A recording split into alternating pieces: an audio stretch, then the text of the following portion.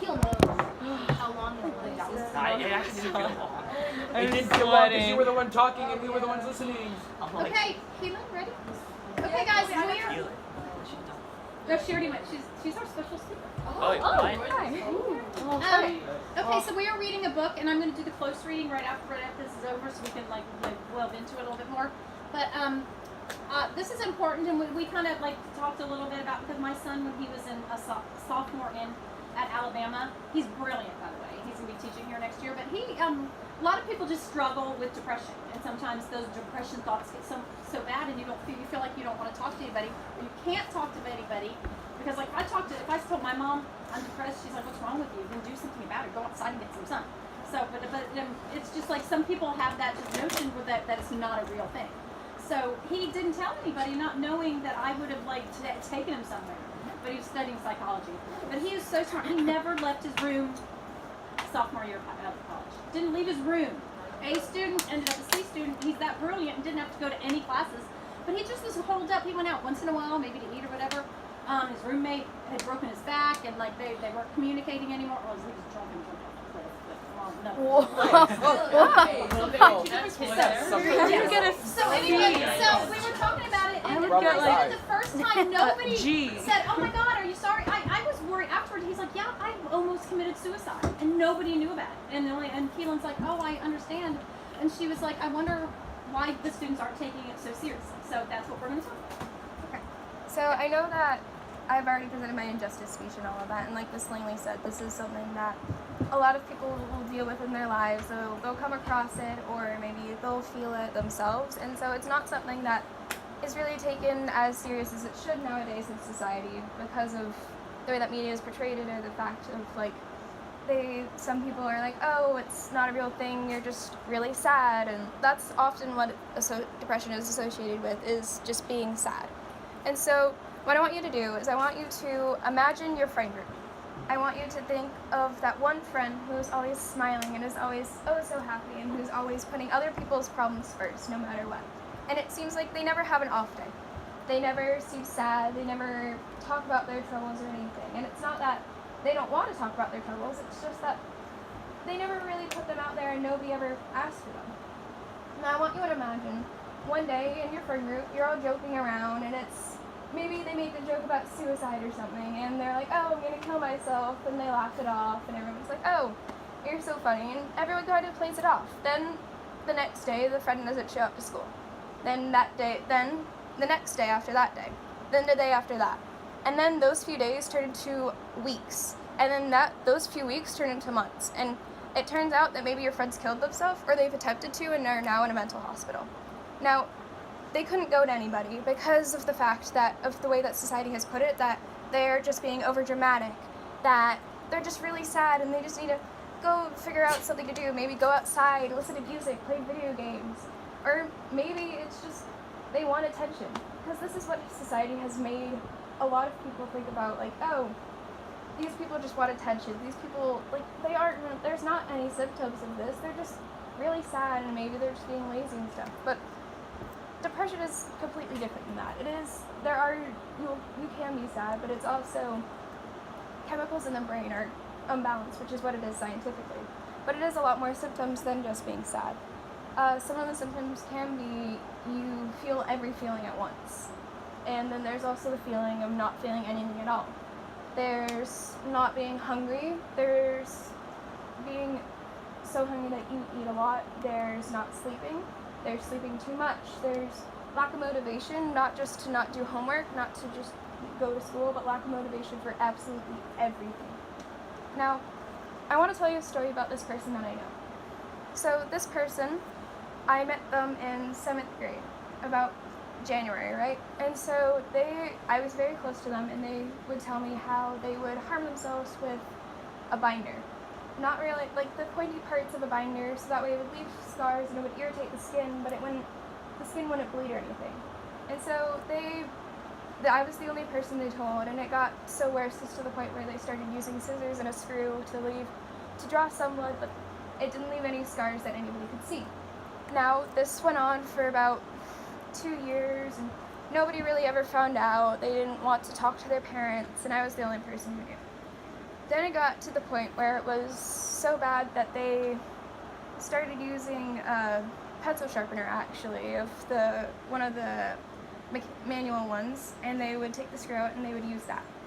Now, they never told anybody. They didn't display it on, they didn't pronounce to the world, hey, I'm cutting myself, I'm self-harming, I want attention. It wasn't like that for them.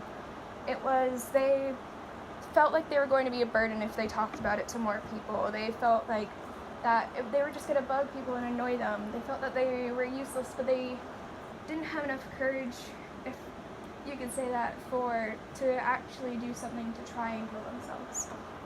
And so they did do it horizontally, which I know that it is mean and it jokes and all of that of horizontal for attention, vertical for results. I'm sure you've all heard that at least once or twice. And it was part of that they felt like they couldn't go to anybody. Now, over the summer before 9th grade, they were looking at symptoms of depression because now they were starting to get curious. They're like, maybe I do have this, maybe this is something that they need to talk about. And their parent saw them looking it up and they're like, you don't have this, you're just being lazy, you need to get your work done, you need to just go do something and try to fix it. So they knew that they couldn't go to their parent about this. And so then comes their freshman year of high school. They thought that this was going to be a brand new year. They were so excited, they were hoping that everything was going to change. But it didn't, because they still weren't getting help. They weren't getting the help that they needed. They weren't able to go to a therapist. They weren't able to have any medications, and they couldn't talk to anybody about this because they didn't feel like they were going to be able, they didn't want to put that burden on other people of having them have to worry about them. And so it started getting to the point for their freshman year that they were self-harming about every other week.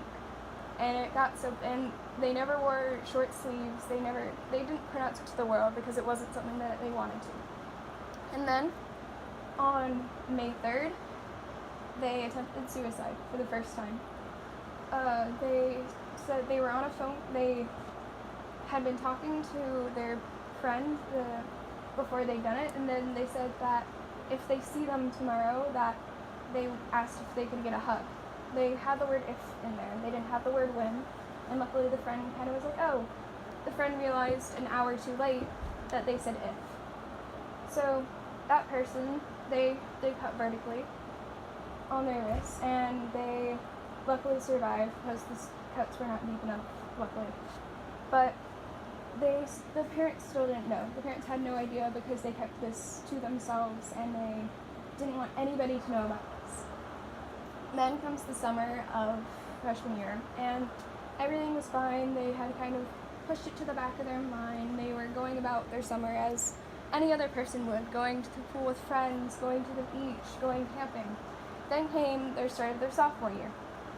So at the start of their sophomore year, they thought it was going pretty okay. The workload was more than the previous year had been, which I'm sure you all know how that is. But so they began to have those thoughts again of just overwhelming thoughts of you're useless, you're worthless, nobody cares about you, you're invisible. Just all of these thoughts began flooding back to their mind. They couldn't suppress it enough. They couldn't push it back to their mind. They couldn't just find a way to distract themselves from those thoughts. And they tried it again about in the middle of August. Once again, the scars weren't deep enough, and the parents still had no idea. Now, before that, though, after that, they were taken to a therapist because their parents thought that maybe something else was happening where they weren't motivated to do their work. And so the therapist thought that maybe they're ADHD because there are certain things of ADHD where it's not just bouncing off the walls, it is lack of motivation as well for ADHD. And so the therapist told them to go to the doctor, and they took a test which tested for everything. It tested for schizophrenia, it tested for ADHD, it tested for depression, it tested for all the mental illnesses that you could possibly think of without having to have like a CAT scan, I believe it is. And so turns out they didn't have ADHD, they were clinically depressed, or they are clinically depressed. Not to the point where they need medication, although there are points that they tell me where it does get so, where it gets too much to handle, where they do think they need medication. And so now the parents do know that this child is clinically depressed, but they're still not really doing anything about it. It's not a big part, which it shouldn't be. It shouldn't be just a label of, hey, I'm depressed. But the person kind of kept going through their lives, and then it was in the middle of October that they tried for the last time. It was, I think, 12 o'clock at night when they called me, and they had said that they had done it again. The scars were very deep, and they didn't die, luckily, which it's a miracle that they didn't. But now their parents have finally know this, and so their parents have been trying to help them as best as they can, but it is something that you don't know how to help somebody who has it, and it's a difficult thing to help it with. Now, this person is someone that you all know. This person is myself. I have attempted suicide 3 times within moving to a public school in 7th grade to now. I am much better. I am getting help.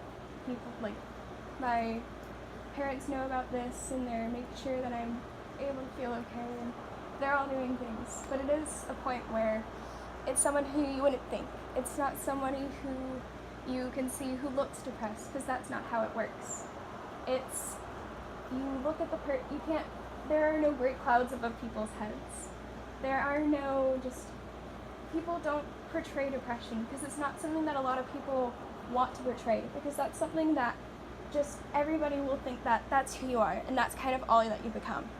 And so that's why nobody really ever does talk about this, because it is something that it is very difficult to help, and it is something that you don't feel like you can go to people about. For me personally, I hate talking about it with my friends. Only, I think, 2, maybe 3 people that I'm very close to have known this, that I have attempted it. And that's because I feel like I'm burdening them with a problem that is my own, and I should deal with it myself. And that's how a lot of people are nowadays, because of the way that depression is seen. It's seen as something that's wanting attention. It's seen as something where you're just sad. It's seen as something that is just not what it's supposed to be. Like, it's seen as something that it's not.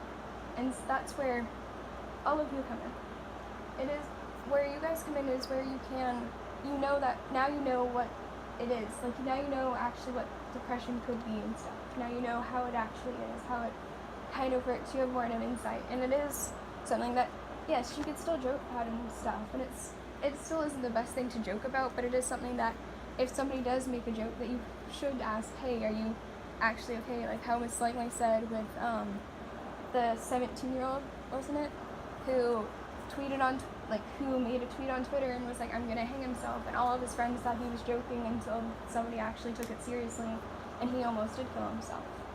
And it is something that does need to be taken seriously on occasion.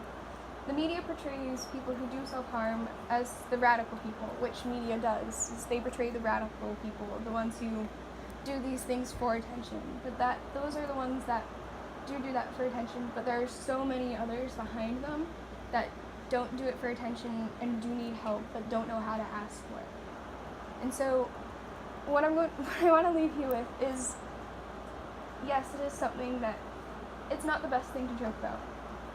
And if somebody that you do know that is close to you has told you that they do have depression or that they have self-harm, that you need to listen, you do need to listen to them. You need to make sure that they are okay. And if you think that they are going to try to hurt themselves or try to kill themselves, that you can, and although they may hate you for this, you can tell their parents, you can call the police, or call the national suicide hotline, and those are there for a reason. People are there for a reason, because everybody does care about you. No matter how worthless you feel at that moment, it really is never the option. Because I wouldn't be here today had it worked, and I'm very thankful that I am here. Because I have people who love me, and I know that now, and I know that I also now have to be here because there are people that need me more here alive than would it be if I were dead. And so I do want to leave you with that if you do know somebody, to try and talk to them, to try to get them to get help. And so it is a hard thing to do, because it is something that maybe they don't want help, but it is something that you do need to push if you. So, and if any of you are feeling depressed or suicidal or having these thoughts or know somebody who is, you can always talk to me. I'm always very open up.